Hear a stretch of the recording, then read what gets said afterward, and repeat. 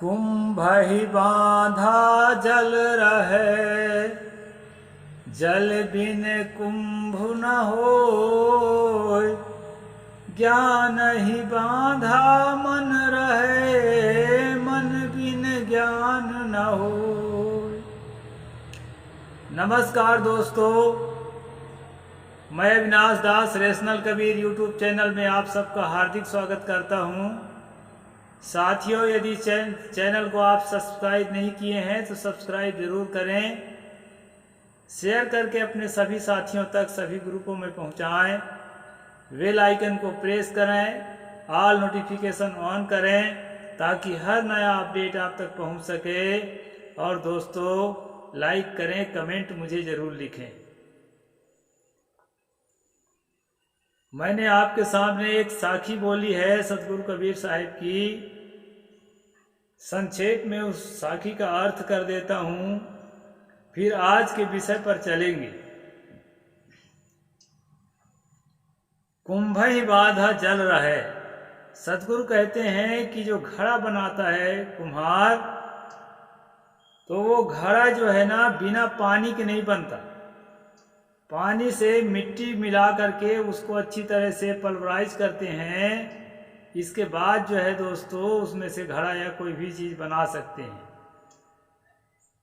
तो सतगुरु कहते हैं जिस प्रकार से जल से पल्वराइज करके उसको सान के और घड़ा बनाया जाता है मिट्टी का, तब जाके वो घड़ा टिकता है। और घड़ा जब होता है तभी उस पर पानी टिकता है। यानी पानी ने घड़े को बनाया और पानी को टिकने के लिए ही वो घड़ा है। इसी प्रकार हमारा ज्ञान, हमारा जो नॉलेज है, हमारी जो समझ है, हमारी जो अंतर भावनाएं हैं, उस सब का आश्रय मन है। और जो है उन्हीं चीजों से निर्मित होकर के मन बनता है। यहाँ बड़ा वैज्ञानिक चीजें, बातें हैं। दोस्तों, आज हम पढ़ते हैं साइंस में कि हमारे जो न्यूरॉन्स होते हैं, जो ब्रेन सेल्स होते हैं, पूरे शरीर में उनका जाल बिछा हुआ होता है न्यूरॉन्स का। जो ज्ञान इंद्रियां, कर्म इंद्रियां और मस्तिष्क में केंद्र होता है, स्पाइनल कार्ड से उनकी शाखाएं होती हैं। तो दोस्तों, ये जो 5 सेंस है ना, जिसको हम आँख, कान, नाक और जीभ, ये पांचों साधन के द्वारा हम उस सेंस को पकड़ते हैं और उसको पकड़ करके एक, कहना चाहिए कि उनका एक मिश्रण तैयार करते हैं। और उस मिश्रण में जो है चीजें प्रतिबिंबित होती हैं, चाहे वो रूप की तरह हो, रस की तरह हो, स्वाद की तरह हो, गंध की तरह हो। अनेक प्रकार से उन अनुभूतियों को हम कलेक्ट करते हैं और मन जो है मजबूत होता चला जाता है। इस प्रकार मन की संरचना है। जिस प्रकार पानी से और मिट्टी से घड़ा बना है और उसी में पानी रखा जाता है, इसी प्रकार जिन सामग्रियों से मन बना है, उन सामग्रियों को कलेक्ट रखने के लिए, उन्हीं सामग्रियों को कलेक्ट रखने के लिए मन का उपयोग है। ज्ञान ही बाँधा मन रहे, मन बिन ज्ञान न हो। मन के बिना ज्ञान भी नहीं होता है। इस तरह दोस्तों, एक दूसरे के पूरक हैं। हम जो है पढ़ रहे थे क्या, दंड प्रकरण। हम जो है अपराध करते हैं तो हमें दंड मिलता है। दोस्तों, ये मनुस्मृति का जो है 8वां अध्याय में हम लोग चल रहे हैं। इसमें हमने कल तक हाथ पांव काटने का दंड पढ़ा था। और जो है मैं ये कहना चाहता हूँ, मन का प्रसंग इसलिए रखा, हमारा मन बिगड़ता है तब हम अपराध करते हैं, और जब हम अपराध करते हैं, अपराधी ठहर जाते हैं, तो हमारा मन और बिगड़ता है। क्योंकि अब दो आदमी झगड़ा हो रहे हैं ना, तो झगड़ा से झगड़ा नहीं मिटता है, वो और सुलगता है और बढ़ता है आग की तरह। मन बिगड़ने से हम अपराधी बनते हैं, अपराधी बनने से और मन बिगड़ता है। इस बात को समझाने के लिए मैं दोहा रखा था। तो दोस्तों, यहाँ पर अपराध के संबंध में ये चैप्टर हमारा चल रहा है। आज हम वो चीज जानेंगे कि जैसे आजकल जो है ना, इतने हजार, इतने लाख, इतने करोड़ रुपया जो है अर्थदंड लिया जाएगा, जुर्माना लिया जाएगा, ऐसे अदालत में कहते हैं। उस समय दोस्तों जो चीज जो है दंड में, अर्थदंड के रूप में लिया जाता था, वो रुपया नहीं है, उसमें जो है पण, कारसापण और साहस, इस प्रकार के शायद वो कोई सिक्के थे या कोई करेंसी थे या क्या थे, इस प्रकार के नाम आते हैं। तो उनको आज हमें समझना है कि वो कितना, उनका मानक कितना था। क्योंकि मनुस्मृति जिस काल में लिखी गई, उस काल में जो प्रचलित कहना चाहिए कि सिक्के रहे होंगे, उसी को लिखेंगे। आज के सिक्के को लेखक बेचारा क्या जानेगा। तो जो इसमें लिखा है दोस्तों, वही हम मान लें, उसको रुपया ही मान लेते हैं। यदि रुपया नहीं मानते हैं तो हमारे लिए समझना, वैसे इसमें पैमाना बताया है, लेकिन फिर भी हमारे लिए समझना मुश्किल हो भी सकता है, उस समय के हिसाब से बताया है। यहाँ पर दंड के बारे में पहले बताया है। पहले अपराधी को बाग दंड दे, मतलब डांट फटकार दे, उसके बाद उसे धिक्कारे, उस पर भी वह अपराध करे, फिर उसके धन का दंड ले। अगर धन के दंड, अर्थदंड, जुर्माना लेने से भी जो है अपना काम से बाज नहीं आता, तब शारीरिक दंड देना चाहिए। किसी अंग को काटने का दंड, कल हम पढ़े थे, अंग जो है कितने हैं काटने के लिए। लिंग अर्थात जो है पेनिस, पेनिस काटने का भी सजा दिया जाता था दोस्तों मनु के कानून में। पेट को फाड़ दिया जाता था, मरे चाहे बचे, मर ही जाएगा, पेट फाड़ने से कहाँ बचेगा। और जो है जीभ काट दिया जाता था। ज्यादातर जो वेद मंत्र का उच्चारण कर रहा है शूद्र होकर के, और जो है स्त्री होकर के, ऐसे लोगों को जीभ काटने की सजा दी जाती थी। और दोनों हाथों को काटने की सजा थी चोरी करने वाले के लिए, डकैती करने वाले के लिए। दोनों पैर काटने की सजा थी, अगर डकैती या कोई भी अपराध करने के बाद भागा और पकड़ा गया तो उसके पैर काटने की सजा थी। आंख फोड़ने की सजा थी। अगर अपने से बड़ी जातियों को गरम आंख से देखा गया, उसकी आंख फोड़ दी जाती थी। बड़ी जाति कोई नहीं होती है, लेकिन जैसा इसमें ढांचा बनाएगा उसके आधार पर मैं कह रहा हूं, अपने अनुसार मैं नहीं कहता। मैं तो आपको दिन रात कहता हूं, मनुष्य केवल मनुष्य है, न कोई छोटी जाति है न कोई बड़ी जाति है। नाक काटने की, जैसे सूर्पणखा के नाक काट दिया गया था, और उसके ताड़का के नाक काट दिया गया था, कान काट दिया गया था। ये राम जी जो है मनु के कानून को अक्षरशः पालन करते थे। और शूद्र जाति अगर तपस्या करता तो उसकी हत्या भी कर देते थे, जैसे शंभुक का हत्या कर दिए। तो अपने जाति के कर्म से हट करके जो भी काम करेगा उसके लिए अलग अलग ये दंड सब बने हैं। देह को अंत करने का यानी गर्दन काटने का सजा भी इसमें बताया है, और धन का सजा, अर्थदंड। इस प्रकार सजाओं को हमने कल पढ़ा था। आज मैं वैसे उसी पर रिपीट थोड़ा सा कर दिया। जो कल के स्ट्रीम न देखे हों जरूर देखें दोस्तों, तभी मनुस्मृति पूरा हम समझ पाएंगे। यदि किसी अंग के काटने इत्यादि के दंड पर भी अपराधी का निग्रह न कर सके तो उसको पूर्वोक्त चारों दंड का प्रयोग करे, सब तरह के दंड उसको दे। और जो है अब हम आपको बताते हैं आज का जो खास विषय है कि उसको जो अर्थदंड देने के लिए जो धन बताया है वो धन क्या चीज़ है। आजकल वो चीज़ें नहीं चलती। आजकल जो रुपए पैसे जो चलते हैं ना, वो सिक्के हैं, नोट है, वो अलग है।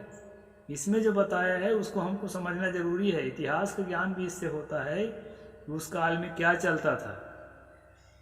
जाली झरोखे भीतर पड़ने वाले सूर्य की किरणों में जो छोटे छोटे धूल कण दिखाई देते हैं, कभी कभी देखेंगे खपरेल में या बिल्डिंग में भी कभी छेद है, छेद में से जो रोशनी आ रही है, कमरा अंधेरा है, इस छेद में से रोशनी आ रही है बाहर से, वो रोशनी में छोटे छोटे छोटे छोटे ना फ्लोटर्स दिखाई पड़ते हैं उड़ते हुए। उस समय अणु परमाणु को ज्ञान तो नहीं था, तो उसी को अणु परमाणु कहते थे लोग। उसको कहा है कि छोटे छोटे धूलिकण, धूल का कण परिणाम प्रथम है, उसे तृष्णाणु कहते हैं।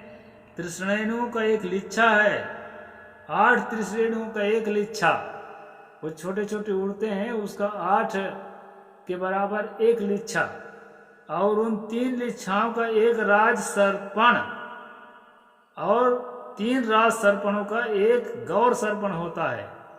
इनके तौलने का एक जो है परिमाण, जैसे हम मिलीग्राम है, ग्राम है, सेंटीग्राम है, किलोग्राम है, सब करते हैं ना, ऐसा है। 6 सर्पण का एक मझोला जौ, जैसे 3 जौ का एक रत्ती और 5 रत्तियों का एक मासा तथा 16 मासे का एक तोला होता है। ये इनका है। और हम लोग जो आयुर्वेद में, मैं आयुर्वेद सब्जेक्ट लेके पढ़ा हूँ, तो हम लोग जो आयुर्वेद में पढ़े हैं तो 8 खसखस का एक चावल, 8 चावल का एक रत्ती और 8 रत्ती का एक मासा और 12 मासा का एक तोला, हम लोग इस तरह पढ़े हैं दोस्तों। तो भी मैं बता देता हूँ। और हम लोग आयुर्वेद की जड़ी बूटियों को जैसे हम दवा बनाते हैं ना, तो उसी हिसाब से कितने रत्ती कितने मासा तौलना है, उसके लिए हमारे पास बाट होते हैं। तो जैसे एक रत्ती का 121 मिलीग्राम के लगभग आता है, तो उस हिसाब से हम लोग तौलते हैं। तो यहाँ पर पुराने जमाने का तौल बताया है। और ये तौल किसके लिए बताया है? सोना के लिए, तांबा के लिए, चांदी के लिए, कि जब अर्थदंड लेंगे तो इसी तौल से उनको लेना है, इसके लिए बताया है। 4 सुवर्णों का एक पल, 10 पल का एक धारण और वजन में से 2 रत्ती भर चांदी का एक रौप मासक जानना। ये 16 रौप मासकों का एक धारण तथा रौप पुराण होता है। 1 वर्ष भर तांबे का कारसापण या पण हो कहते हैं। ये चांदी के इतने वजन को पण या कारसापण कहते हैं। इस प्रकार जो है 10 रौप धरण का एक राजत शतमान और 4 सुवर्ण का एक निष्क होता है। 250 पण का प्रथम साहस, 500 पण का मध्यम साहस और 1000 पण का उत्तम साहस होता है। उत्तम साहस का दंड देना है, मध्यम साहस का दंड देना है, इतने पण का दंड देना है, ये सब लिखा रहेगा इसमें आगे। तो ये जो है अर्थदंड है, जिसको जुर्माना कहा जाता है। अर्थदंड के बारे में इसके सिक्कों को हम समझ लेते हैं, इसके लिए आज का ये स्ट्रीम है।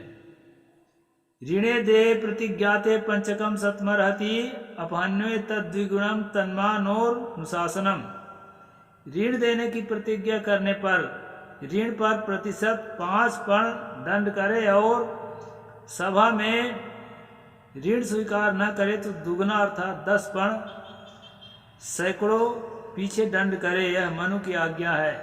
अब हम दोस्तों यहाँ पण माने चांदी का एक सिक्का ले लेते हैं।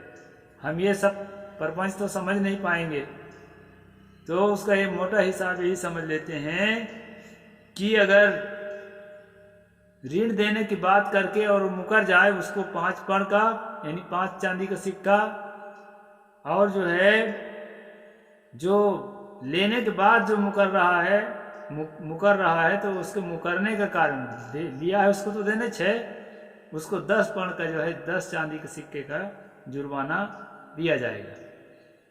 वशिष्ठ ने धन बढ़ाने के निमित्त जितना ब्याज लेने को कहा है, ब्याज पर जीने वाला उतना ही ब्याज ले, अर्थात 1 महीने में यहाँ पर लेखक ने रुपया लिख दिया है, 100 रुपये का 80वां भाग सवा सूद ले।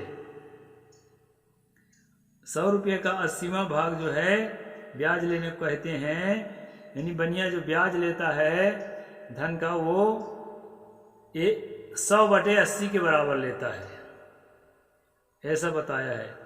द्विक सतमता गृहीत्वा धर्म अनुसरण द्विजक सतमता गृहणता भवत्यर्थ किलविसी, अथवा श्रेष्ठ धर्म का स्मरण करने वाला प्रति सैकड़ा 2 पर्ण मासिक ब्याज ले, क्योंकि 2 पर्ण तक मासिक ब्याज लेने वाला पाप भागी नहीं होता।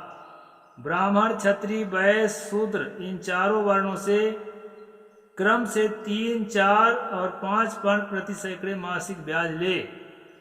यहाँ पर दोस्तों ये बदमाशी करने से लेखक नहीं है चूक रहा है, और यह उस जमाने के नियम नहीं है चूक रहा है कि जाति के हिसाब से ब्याज लेना है। ब्राह्मण है तो उसको जो है कहे ब्राह्मण, क्षत्रिय, वैश्य, शूद्र चारों को क्रम 2% लेना है ब्राह्मण का ब्याज, और क्षत्रिय का ब्याज 3% लेना है, वैश्य का ब्याज 4% लेना है, और शूद्र को जो है 5% जो है ब्याज लेना है। यानी 1000 रुपया लिया है तो उसका 5% मतलब 20 आएगा, 20 आना चाहिए। तो 5% जो है ब्याज लेना है शूद्र से, जबकि 2% ब्याज लेना है ब्राह्मण से। यानी लेन देन में भी जो है, अब वो बेचारा भी वही धंधा कर रहा है, वो बेचारा भी वही धंधा कर रहा है, कर्जा लिया है दोनों। अब ये तो कर्जा से गुंथ जाएगा, जैसे आजकल कांग्रेस सरकार छत्तीसगढ़ में कर्जा माफ करता है, वैसा कुछ तो था नहीं उस जमाने में। हालांकि मैं कर्जा माफ के समर्थन में नहीं हूँ, कर्जा माफ करने से जो है कर्जा और बार बार लेते हैं चुनाव के टाइम आते तक, इसलिए जो है ना उनको स्ट्रांग करने के लिए बहुत सारे तकनीक निकालना चाहिए, नई नई खोज करना चाहिए, ना कि कर्जा माफ करना चाहिए। तो इस प्रकार दोस्तों यहाँ पर जो है कर्जा की भी अलग अलग जो है बातें बताई गई है।